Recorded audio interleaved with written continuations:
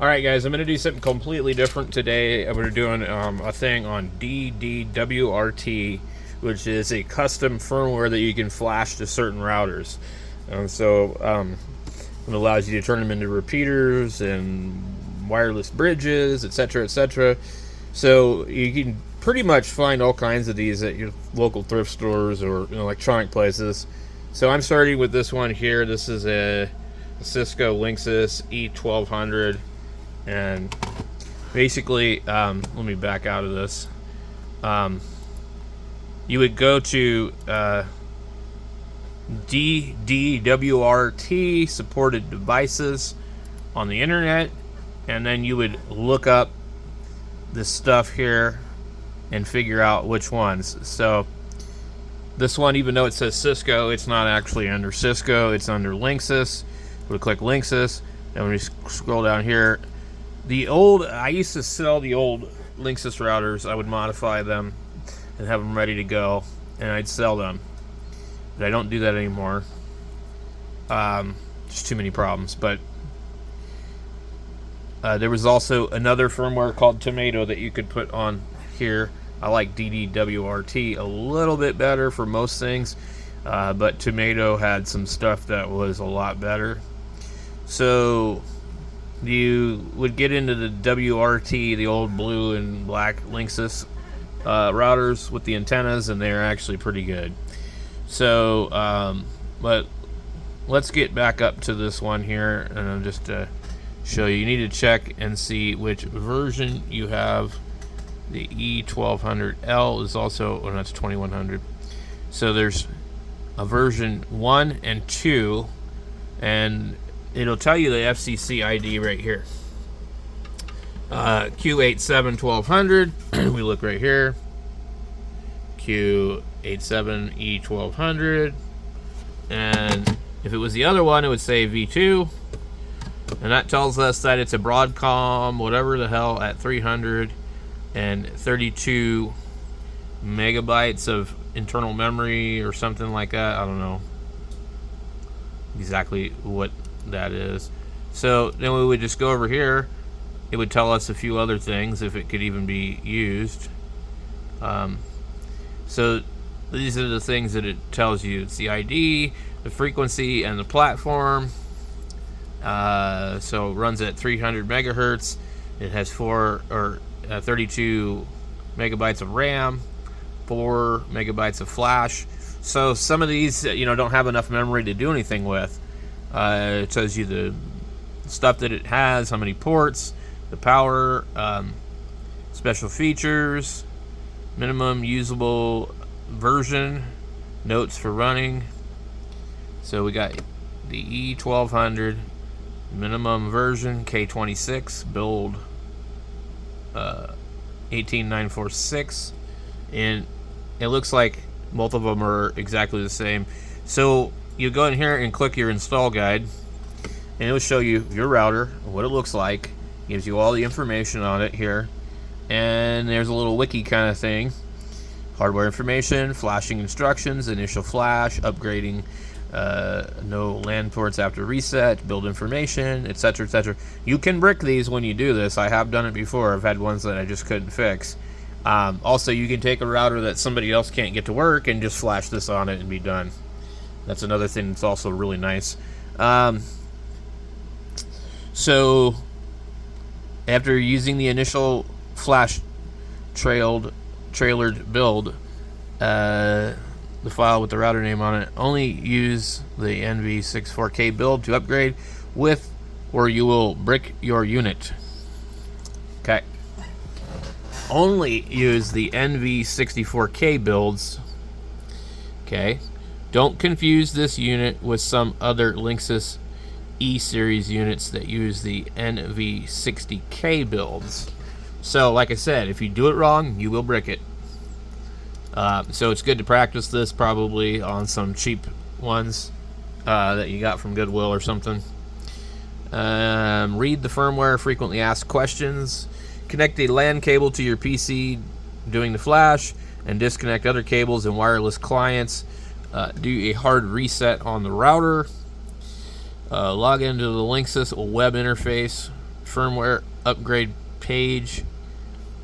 Upload the known good initial flash.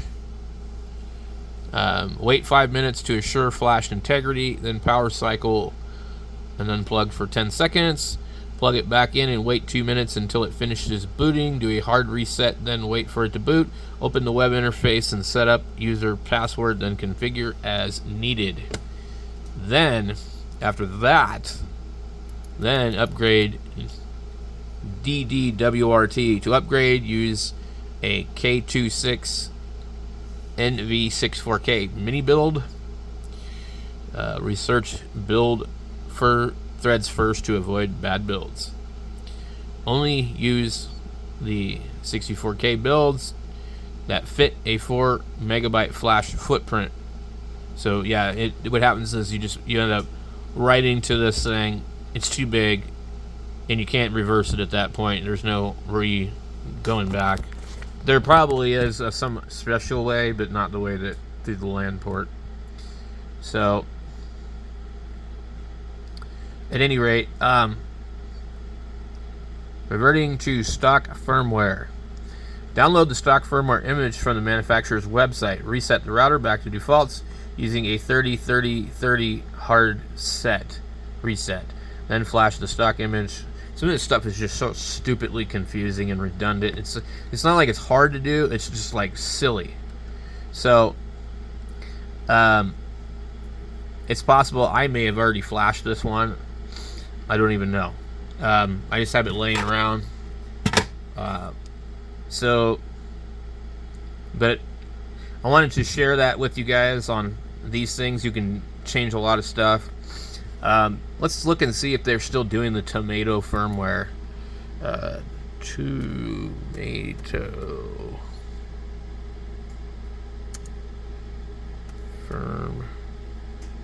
firmware. Okay. So, Tomato firmware, an alternative open source firmware for Broadcom based routers. Okay, so this is completely different stuff. It's not DDWRT. Most important functions are broad bandwidth monitoring, advanced QoS, access control, enabling SSH, telnet protocols, configurable buttons, etc., etc. So they're still doing this. It's still going on. I haven't messed with this since about 2013 or 2012. Okay, let's see what routers are supported.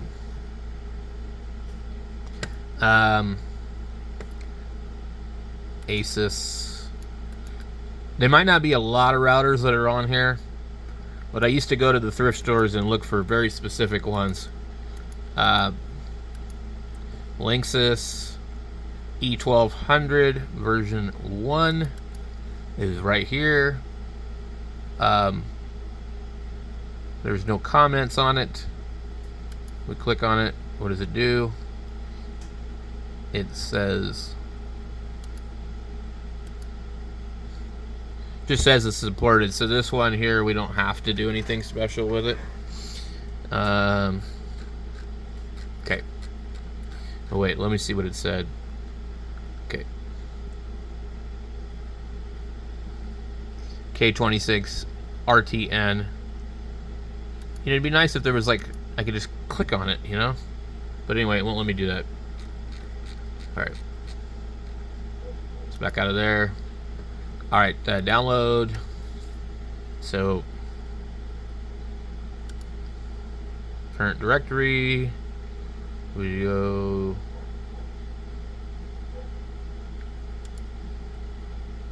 Good afternoon. The time is 5:20. What in the hell? I just want the simplest crap here. Fresh Tomato AC K26 ARM. So we need to check and make sure that that's exactly the same. What is the difference between these two? 1450 K26 ARM 2024 VPN. Man, I don't know which one it is. So we got to back out of here and check it. A whole lot of backing out. Forward. Okay. We got. It just says K26 RTN. Okay. All right.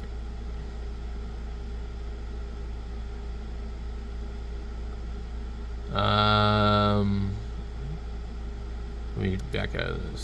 See if there's some little bit more information or something. Not really seeing anything. Okay. So I guess it's an ARM processor. I don't know. 2024. And we'll grab the newest one right here into this directory. All in one, I guess. Alright, so once that's done, then we'll figure out what we need to do to install it. Okay, so we're going to read the README. Fork off for Tomato ARM by Shibby. Builds compiled by Pedro. For the following ARM routers, Asus. Well, we better make sure that we see this on here. D-Link. I don't think this is an ARM processor. Netgear.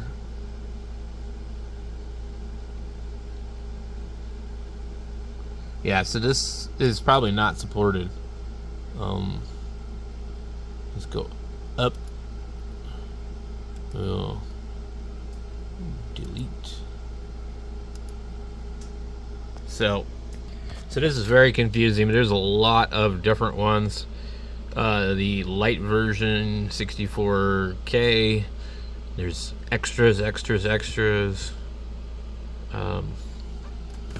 There's the VPN, 64K.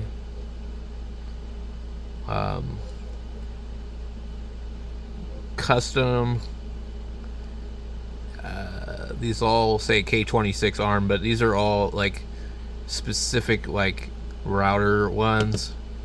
They're not really. I mean, you don't really have an easy way to tell unless you have a very popular router.